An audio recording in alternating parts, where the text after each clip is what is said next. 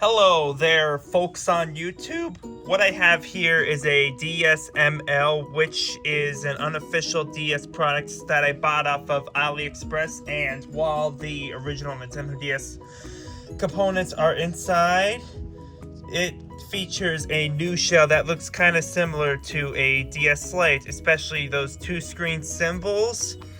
There's also a power button that is kind of similar to looking like from a DSi or DSi XL, and it definitely works here. And as you can see, I have unlocked the NTR CPU 20 brightness mod for this original DS here. If you don't believe me, I'm going to the menu and I have the screen showing the symbol of brightness. Ta-da! The same brightness levels are here on an original DS from the DS Lite. So what I'm going to do in this video is take apart this DSML and I'll let you see what's inside this thing.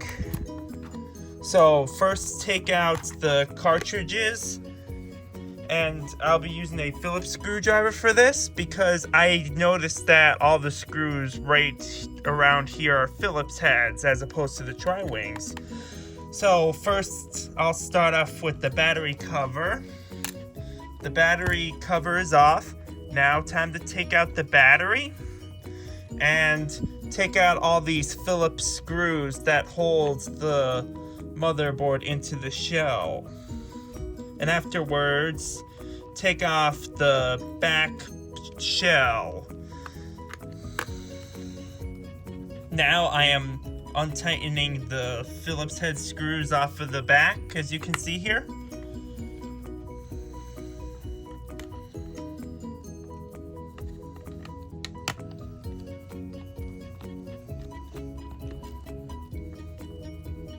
I got 4 Phillips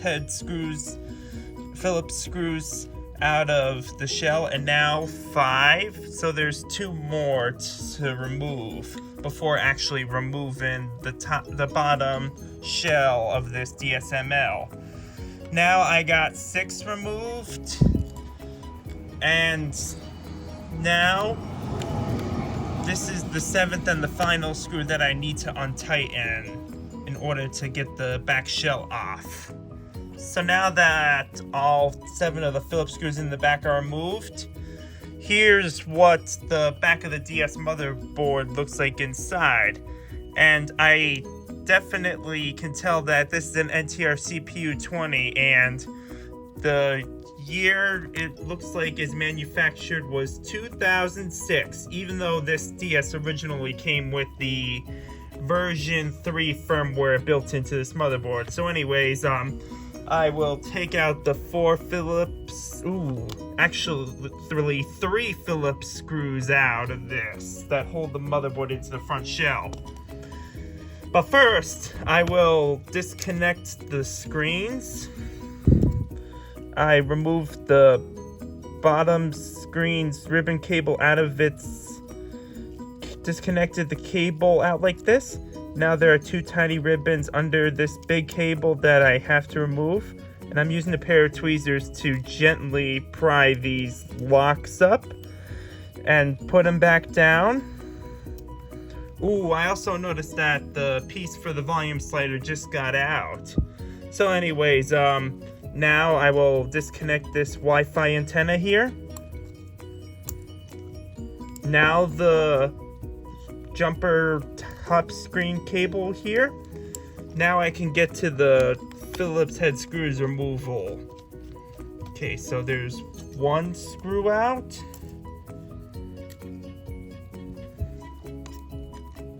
2 screws. And 3 screws. I will gently take out the motherboard here. And as you can see, this DS has the silicone pads made for the original DS. And these are the same ones as used on an original DS. Now I have the LNR buttons out along with its springs. Now let me remove these silicone pad membranes, and I'll show you what the DSML buttons look like outside of its shell. And here's something interesting to see.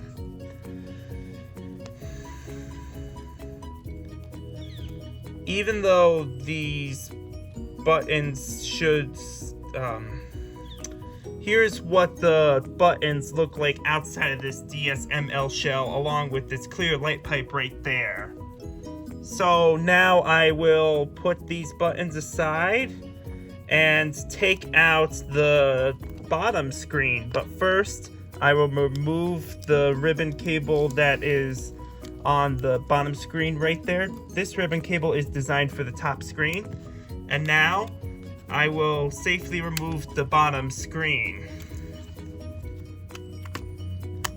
I just did the ice cube trick so I can get the bottom screen out easily.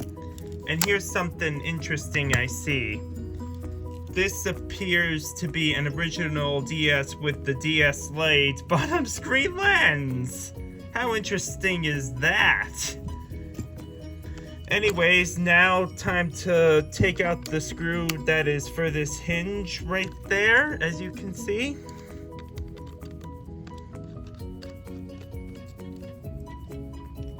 Now that the hinge is out, I will put that aside.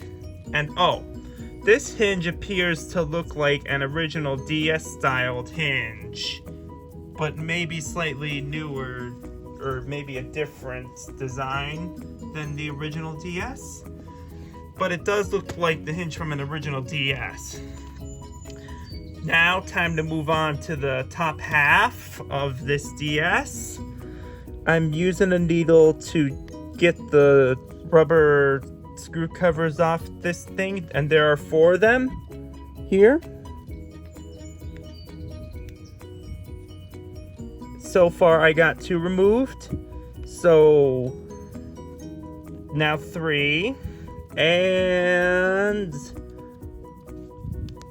4 removed. All of these screws right here are Phillips head screws, so I have my handy dandy Phillips screwdriver to take out these screws. And as you can see, I have 2 Phillips head screws removed, so I have 2 more to go.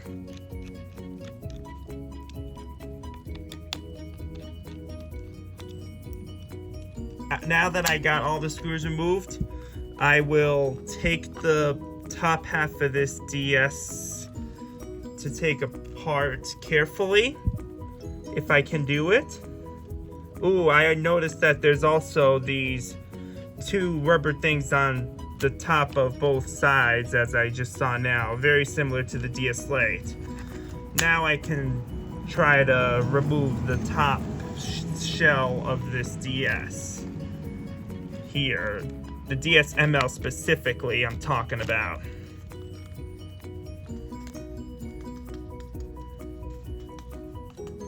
If I can get it. I might have to do this part off camera, so hold on, folks. Okay, so I was taking my time to figure out how to get the top half, which specifically is the very top of the DSML shell, to get it off. And what I did was use a plastic prying tool, and I did take my time, and because I did it off camera, it took a lot of time for me to do this, and ta-da! Here's what the top half's DSML looks like inside here. This is basically all the DS original components transferred into this shell that looks like a DS Lite here.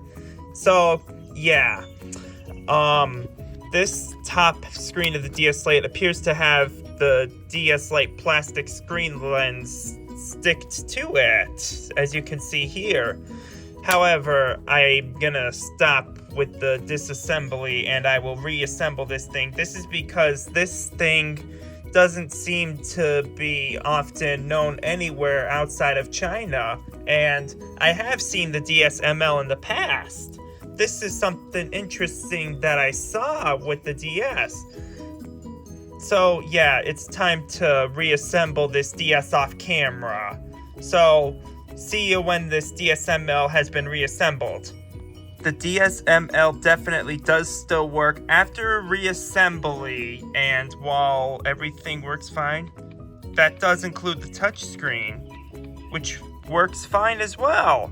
So I will go over through the startup screen and then I will show you the end of the video.